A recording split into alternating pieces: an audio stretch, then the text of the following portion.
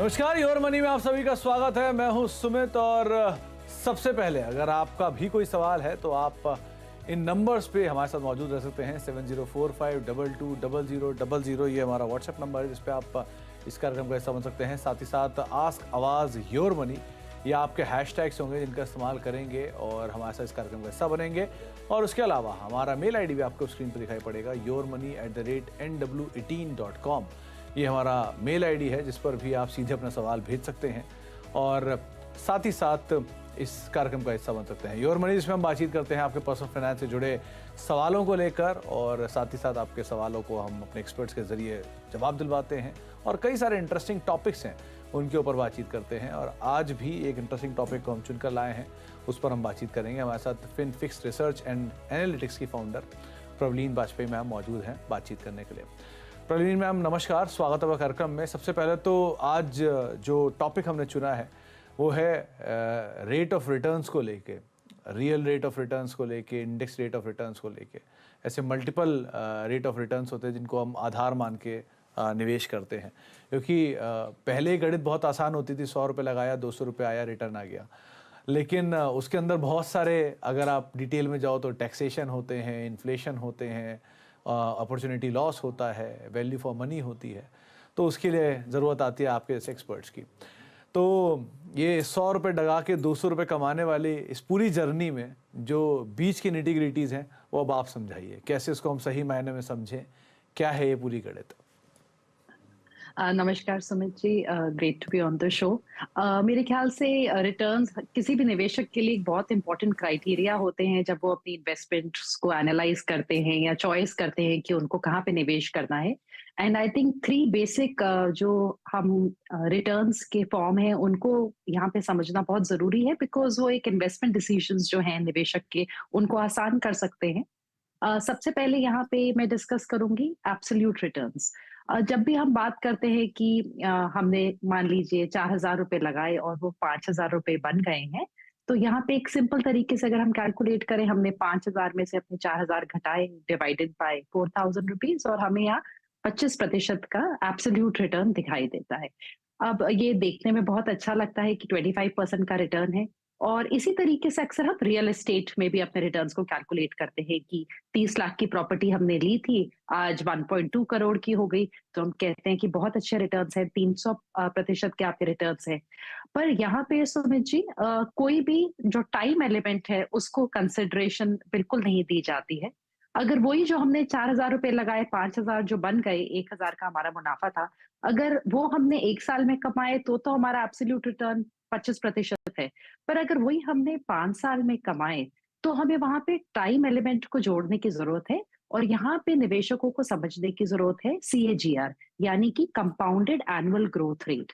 यानी कि 1 साल से ज्यादा समय के जो रिटर्न्स होते हैं वहां पे उनको CAGR को देखना चाहिए और कंपेयर करना चाहिए। और अगर ये निवेश हमने 5 साल तक रखा और उस पे 1,000 का जो हमने मुनाफा कमाया, तो हमारा जो एब्सोल्यूट रिटर्न है 25% का, वो CAGR सिर्फ 4.5% का निकल के आता है। यानी कि over a period of time जो रिटर्न है वो उतना ज्यादा नहीं है। और आपने रियल रिटर्न की बात की, यानी कि अगर 6% इन्फ्लेशन है तो इस इन्वेस्टमेंट ने हमारे इन्फ्लेशन को भी बीट नहीं किया और हमारा जो कोई भी पॉजिटिव यहाँ पे रियल रिटर्न नहीं निकल के आया। इसलिए CAGR एक बहुत इंपॉर्टेंट क्राइटेरिया है ओवर पीरियड ऑफ टाइम जब आप इन्वेस्टमेंट्स को एनालाइज करते हैं और कंपेयर करते हैं। सेम वो जो रियल एस्टेट प्रॉपर्टी का मैंने एग्जांपल दिया, अगर वो हमने 20 साल प्रॉपर्टी रखी है कि 30 लाख कर लिया और 1.2 करोड़ में बेचा, तो वहां पे जो हमारा CAGR है, प्रॉपर्टी की कीमत 4 गुना जरूर हुई है, पर हमारा CAGR 20 साल में करीबन 7% के करीब निकल के आता है, जो अगेन बहुत ज्यादा हाई नहीं है। अब हम अगर इससे थोड़ा आगे बढ़े तो म्यूचुअल फंड्स में क्या होता है, क्योंकि हम investments different different time periods में करते हैं और विड्रॉल्स भी हो जाते हैं, कभी बीच में लमसम डाल दिया SIP के साथ साथ, वहां पे हमें थोड़ी और बारीकी से टाइम को कंसिडर करने की जरूरत पड़ती है। इसलिए वहां पे हम एक रिटर्न है जिसको हम XIRR बोलते हैं, या फिर extended internal rate of return, उसको कैलकुलेट करते हैं सुमित जी, जहां पे हर एक इंस्टॉलमेंट जितनी बार आपने पैसा डाला उसका individually compounded return excel sheet पे कैलकुलेट किया जाता है और उसका एवरेज आपका रिटर्न बनता है। यानी कि अगर आप म्यूचुअल फंड्स को देखें, तो आप एसआईपी के लिए हमेशा एक्स-आईआरआर रिटर्न्स को over a period of time देखें, समझें, बेंचमार्क से कंपेयर करें और तभी निवेश करें।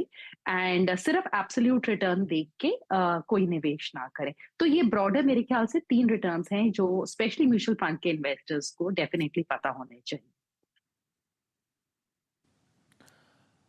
आम तौर पे एक धारणा हमेशा आपने सुनी होगी कि मैंने 10 लाख रुपए का एक प्लॉट खरीदा, आज उसकी कीमत 10 से 15 साल बाद या 20 साल बाद 1 करोड़ रुपए हो गई और आपको लगता है कि आपका पैसा 90 लाख रुपए बढ़ गया। लेकिन अगर इसी पैसे को आप जो प्रवलीन मैम जिस CAGR के फॉर्मूले समझा रही हैं वैसे देखते तो आपका पैसा सिर्फ 12% की दर से बढ़ा है, जिसको किसी भी दिन कोई भी म्यूचुअल फंड आराम से बीट कर सकता है और इक्विटी तो हैंड्स डाउन बीट कर सकती है। तो ये है वो सही गणित जिसको आप समझें। एब्सोल्यूट में आपको 90 लाख दिखेंगे, CAGR में आपको 12% की ग्रोथ दिखाई पड़ेगी और अगर क्योंकि रियल एस्टेट में आप लंप पैसा नहीं डाल सकते, SIP नहीं डाल सकते, तो वहाँ ये एप्लीकेबल नहीं रहेगा। प्रवीण मैम, आप सालों से पर्सनल फाइनेंस में हैं, आपने हर तरह के आपके सामने क्लाइंट्स आते हैं, तो आपको तो ये कंपैरिजन अक्सर मिलता होगा कि मैंने इतने पैसे डाले, इतना बन गया, आपके म्यूचुअल फंड ने क्या दिया। तो क्या कभी आपने ये चीज़ रियलाइज़ करवाई है कि अगर आप एनुअलाइज बेसिस पे देखेंगे रियल एस्टेट को तो वो हैंड्स डाउन पीछे ही रहेगा हमेशा, या गोल्ड हैंड्स डाउन पीछे ही रहेगा हमेशा? बिल्कुल सुमित जी, आई थिंक हम लोग रियल एस्टेट में एज इंडियन इन्वेस्टर्स हमारा इतना ज्यादा कंफर्ट है हार्ड एसेट्स लेने में, गोल्ड में, रियल एस्टेट में कि वो कभी भी हम एक्सेल शीट लेके अपने एक्चुअल रिटर्न्स नहीं कैलकुलेट करते। और आप आई थिंक अग्री करेंगे कि रियल एस्टेट में हम कभी कॉस्ट को तो कैलकुलेट ही नहीं करते हैं, जो हमने ब्रोकरेज दिया होता है लेने और रजिस्ट्री चार्जेस हो गए, बहुत सारे मेंटेनेंस के ऊपर हमने जो चीजें खर्ची होती है। तो डेफिनेटली एक छोटा सा चैलेंज रहता है, पर आई थिंक जो नंबर्स हैं वो झूठ नहीं बोलते हैं और बहुत क्लियर पिक्चर सामने लेके आते हैं। और अगर आप रियल एस्टेट के रिटर्न्स को, जो आपने अभी एग्जांपल दिया, जैसे 12% का आप कह रहे रिटर्न मिल रहा है, जो मैंने एग्जांपल दिया उसमें एब्सोल्यूट रिटर्न 300% दिखता है, जबकि आपका जो CAGR है 20 साल में सिर्फ 7% है। तो डेफिनेटली उसको जब आप एक्सेल शीट पे या कैलकुलेटर पे सामने रखते हैं तो मेरे ख्याल से एक फेयर कंपैरिजन होता है। बिकॉज गलत होगा कि आप दो इन्वेस्टमेंट्स को अलग अलग रिटर्न देखें और फिर कंपेयर करें। सेम मापदंड होना बहुत जरूरी है कंपैरिजन के लिए, एंड आई थिंक वो बहुत एक आई ओपनिंग एक्सपीरियंस भी होता है इन्वेस्टर्स के लिए। तो रिटर्न बनाना ज़रूरी भी है, रिटर्न कमाना हमारी मंशा भी है, आपकी मंशा भी है, रिटर्न ज़्यादा से ज़्यादा कमाना, लेकिन रिटर्न का सही तरीका नापना वो बहुत ज़रूरी है। तो आप हर इन्वेस्टमेंट को, चाहे वो FD हो, चाहे वो गोल्ड हो, चाहे वो रियल एस्टेट हो और चाहे वो इक्विटी या म्यूचुअल फंड हो, इक्विटी बेस्ड म्यूचुअल फंड हो, उन सबको जो नापा जाए उसका तरीका सही चुनिएगा। एब्सोल्यूट हो तो एब्सोल्यूट, और अगर CAGR से चुन रहे हैं तो CAGR, क्योंकि बाकियों के लिए वो एप्लीकेबल नहीं है, इसलिए वहाँ पर आपको SIP की ज़रूरत आती है। तो SIP इसीलिए कहा जाता है, हमेशा SIP और बाजार की डिप दोनों का इस्तेमाल आपको सही समय पर करते रहना चाहिए। आगे भी हम प्रॉब्लम मैम से इस इंटरेस्टिंग टॉपिक पे और चर्चा करेंगे, लेकिन अब सीधे कुछ दर्शकों से बातचीत कर लेते हैं। हमारे साथ जयपुर से जय मौजूद हैं बातचीत करने के लिए। तो जय साहब नमस्कार, क्या सवाल है आपका? नमस्ते सर, गुड इवनिंग।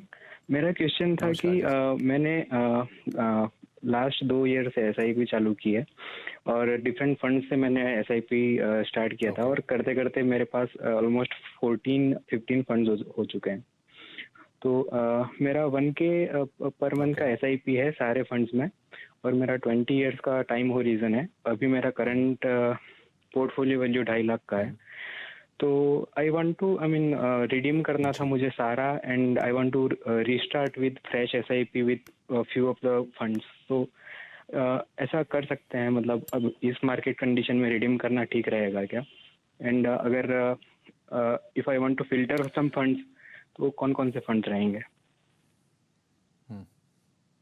तो जैसा ऐसा क्यों आपको लग रहा है कि सारा बाजार में से पैसा आपको रिडीम कर लेना चाहिए? कोई कंसर्न दिख रहा है आपको मार्केट में, आपके फंड्स परफॉर्म नहीं कर रहे हैं, ऐसा कुछ?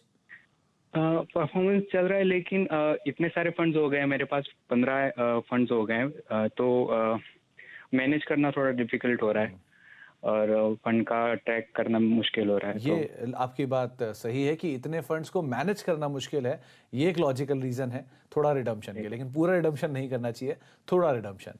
कहाँ होना चाहिए, क्या करना चाहिए, वो अब प्रवीण मैम बताएंगे। प्रवीण मैम, 14 फंड हैं, 1000 के हिसाब से SIP कर रहे हैं। गोल्स तो चलिए इन्होंने अपने आइडेंटिफाई कर रखे हैं कि 20 साल के लिए इनका होराइजन है। बीच में रिडम्पशन इसलिए चाह रहे हैं कि फंड्स की संख्या बढ़ गई है। तो कोई आइडियल नंबर भी होता है क्या कि कितने फंड्स इनके पास होने चाहिए, 1, और 2 क्या करना चाहिए फिर मतलब इनको अपने पोर्टफोलियो में? I am so happy Sumit ji कि जय जी ने ये सवाल पूछा है और इस चीज का इस टाइम पे ही कंसर्न उनके माइंड में आ गया है। बिकॉज अगर ये 5-6 साल से इन्वेस्टमेंट कर रहे होते और ज्यादा अमाउंट्स होते और उसके बाद अगर ये रिस्ट्रक्चर करने की कोशिश करते तो टैक्स लायबिलिटी ज्यादा होती और वो जो डिसीजन है एग्जिट करने का मेरे ख्याल से और डिफिकल्ट होता चला जाता है। तो डेफिनेटली बहुत अच्छी बात है अगर एक क्लीन स्लेट पे शुरुआत करना चाहते हैं। 14-15 फंड बहुत ज्यादा है। इसको डेफिनेटली जितना उनका अमाउंट जा रहा है 14,000 और शायद वो 1,000 से और बढ़ाना चाहते हैं। अगर हम 15,000 लेके चले तो मेरे ख्याल से इस टाइम पे मैक्सिमम 4 फंड्स उनके लिए काफी हैं। और जैसे जैसे कल को उनका इन्वेस्टमेंट अमाउंट बढ़े वो उसी स्कीम में, अगर वो स्कीम अच्छी है तो वो और एलोकेशन भी डिजर्व करती है, और अगर स्कीम अच्छी नहीं है फिर थोड़ा एलोकेशन भी डिजर्व नहीं करती अगर वो कोर फंड्स है उनके पोर्टफोलियो के। तो मेरी राय यहाँ पे जय जी के लिए ये होगी कि उनके पास इंडेक्स फंड है, 2 लार्ज कैप में HDFC का है, टाटा का है, एक को कंटिन्यू कर ले वो उनका एक कोर फंड रह सकता है लार्ज कैप इंडेक्स। उसके साथ साथ मेरे ख्याल से मिड कैप में भी वो एक पैसिव स्ट्रैटेजी को चुन सकते हैं कि उनका 15 साल का होराइजन है। उससे उनके माइंड से वो हासिल हट जाएगा कि क्या वो best performing mid cap fund में है या नहीं है। एंड मेरे ख्याल से large and mid cap funds आपके जो ओवरऑल पोर्टफोलियो है उसका कोर बनाते हैं। तो मेरी चॉइस होगी एक लार्ज कैप इंडेक्स फंड, उसके साथ उसको कॉम्प्लीमेंट करिए आप एक मिड कैप इंडेक्स फंड 150 के साथ। इन दोनों को आगे हम कॉम्प्लीमेंट करेंगे। उनने ऑलरेडी एक स्मॉल कैप फंड ले रखा है, 2 है इनमें से जिसका AUM छोटा है। टाटा का फंड हम यहाँ पे कंटिन्यू कर लेंगे और मेरे ख्याल से एक फ्लेक्सी कैप फंड को वो कंटिन्यू कर सकते हैं। तो इन 4 फंड्स के साथ अपनी इन्वेस्टमेंट्स को आगे बढ़ाएं एंड जैसे जैसे वो अपना इन्वेस्टमेंट का अमाउंट बढ़ाते हैं इन्हीं में एलोकेशन करें। जब कल को 30-40 हजार का इन्वेस्टमेंट अमाउंट हो जाए तब चाहे एक और फंड जोड़ लें अगर रिक्वायरमेंट है।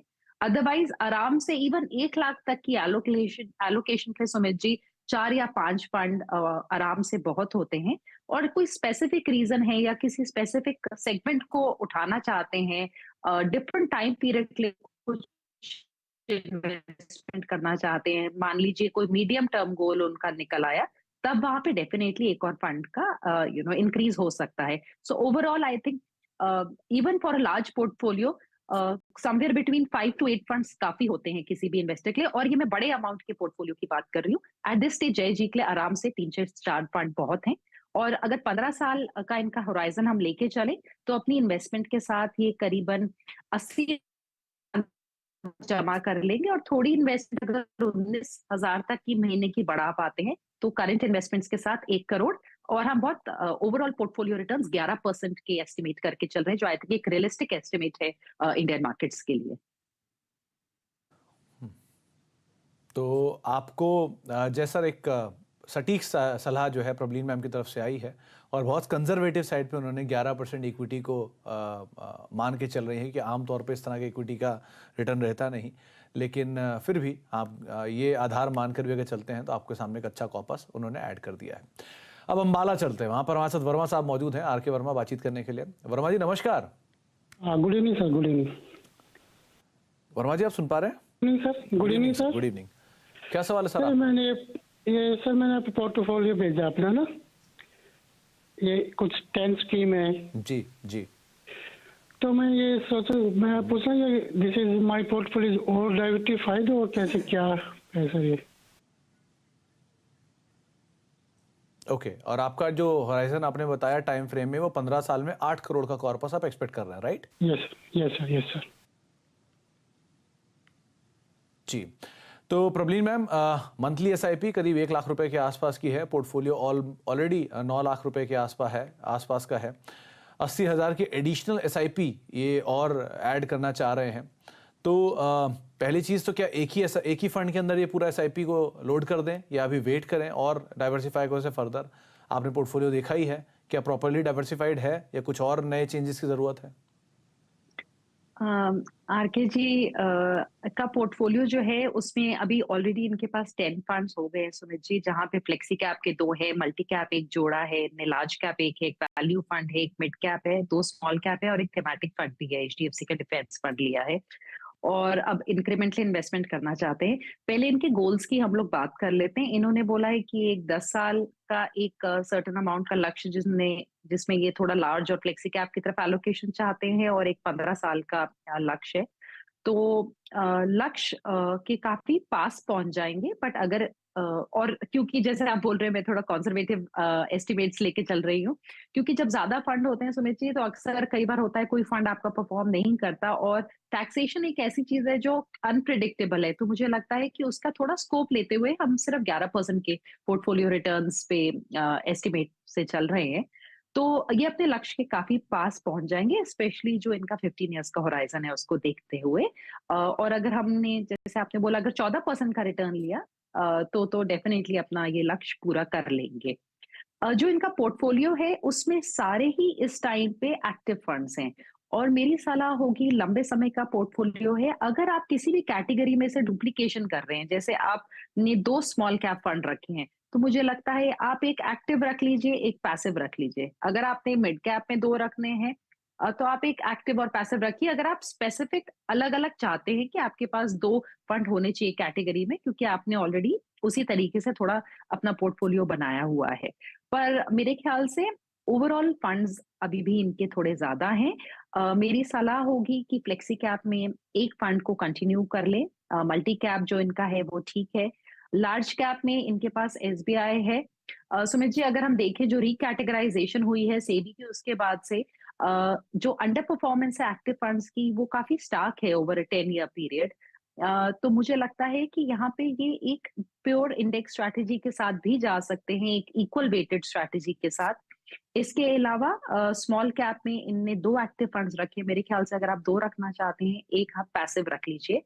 एंड उसके अलावा जो आपका बंधन का ईएलएसएस है उसको आप जब इन्वेस्टमेंट उसकी प्लानिंग करेंगे कितने साल आपको रखना है, प्लीज आप ध्यान रखिएगा कि आपकी हर एसआईपी 3 साल के लिए लॉक इन रहेगी, तो आपके पैसे की रिक्वायरमेंट आप उसी हिसाब से प्लान करें।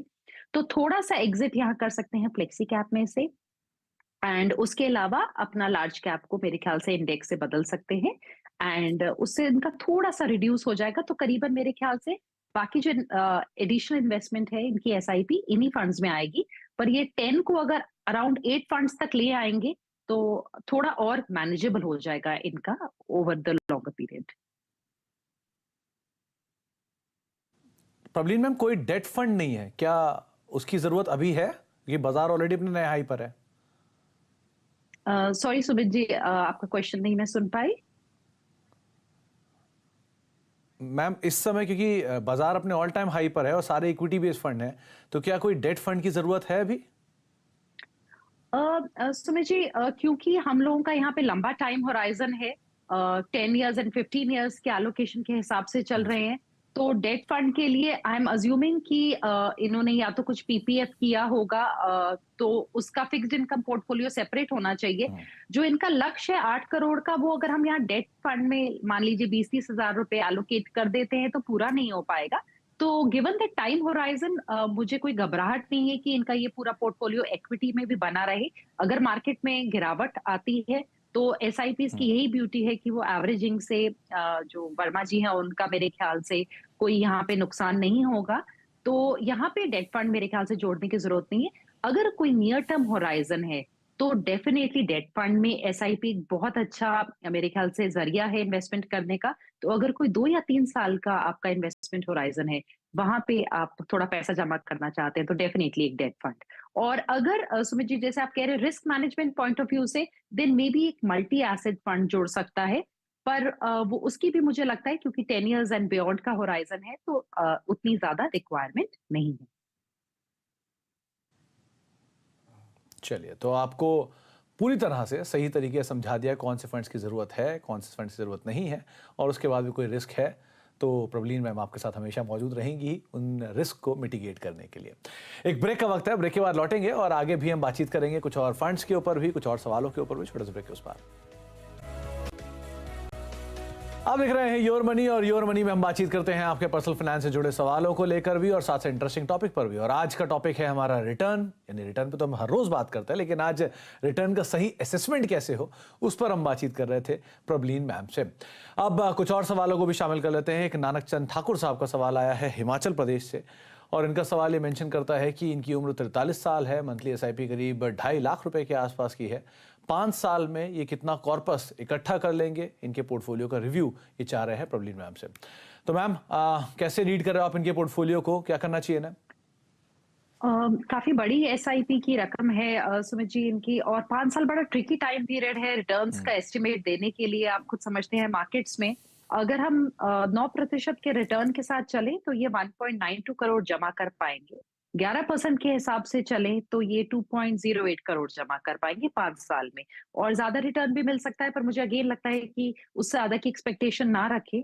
उसके साथ साथ सुमित जी यहाँ पे अगर नानक जी थोड़ा सा समझ पाए कि अगर अपना इन्वेस्टमेंट होराइजन बढ़ा दें तो जो कंपाउंडिंग है वो प्ले में आ जाती है। 5 साल में जो उनका मुनाफा होगा, अगर हमने 11% कर लिया, वो सिर्फ 25% होगा ऑफ द ओवरऑल कॉर्पस जो उनका 2.08 करोड़ का या 2.10 करोड़ का उनको मिल पाएगा। अगर यही इन्वेस्टमेंट उनकी 10 साल तक रहती है तो जो उनका मुनाफा है वो 45% जो है तक बढ़ जाएगा, और सिर्फ बाकी उनका असल होगा। तो जितना टाइम पीरियड बढ़ता चला जाता है उतना आपका जो प्रॉफिट है वो इंक्रीज होता है, और आपकी जो इन्वेस्टमेंट अमाउंट है वो रिड्यूस होती चली जाती है ओवरऑल परसेंटेज वाइज।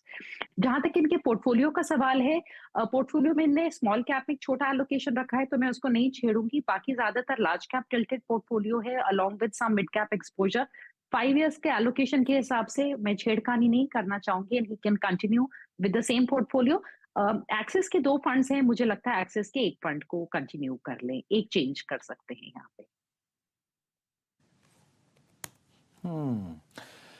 तो सीधी सी बात यह है ठाकुर साहब कि अगर आप कोई भी निवेश 5 साल के लिए करते हैं तो आपको एक रिटर्न दिया गया है, लेकिन आप जैसे जैसे उसमें एक साल बढ़ाते जाएंगे आपके रिटर्न में एक मल्टीफोल्ड जंप होता जाएगा, क्योंकि वो आपका रिटर्न हर साल कंपाउंड होता जाएगा उतने ही परसेंट रिटर्न के साथ। 100 रुपया 1 साल बाद अगर 109 बनता है तो 2 साल बाद वो 109 + 9 होता है। सो आप इस हिसाब से अपने CAGR को देखिए और समय दीजिए, जितना आप समय देंगे उतना बेहतर रिटर्न आपके लिए खड़ा होता जाएगा। ये कंजर्वेटिवली 9% पे आपको प्रबलीन मैम बता रही है, जबकि इक्विटी का एवरेज रिटर्न म्यूचुअल फंड में 12% और इक्विटी का डायरेक्ट रिटर्न 15 से 16% आता है। सो फिर भी कंजर्वेटिवली आपके सामने कॉर्पस रख दिया गया है और आप उस हिसाब से निवेश को देख सकते हैं। प्रबलीन मैम बहुत बहुत शुक्रिया हर बार की तरह हमारे साथ मौजूद रहने के लिए, कॉम्प्लेक्स टॉपिक को सिंप्लीफाई करके हमारे दर्शकों तक पहुंचाने के लिए और सभी सवालों के जवाब सभी दर्शकों को देने के लिए। तो फिलहाल अब योर मनी को ही समेटेंगे। जाने से पहले आपकी स्क्रीन पर आ जाएंगे प्रबलीन मैम की तरफ से टॉप 4 फंड्स, आप उनको भी नोट कर सकते हैं अगर आप कोई नया निवेश शुरू करना चाह रहे हैं। तो फिलहाल इस कार्यक्रम में इतना ही। नमस्कार।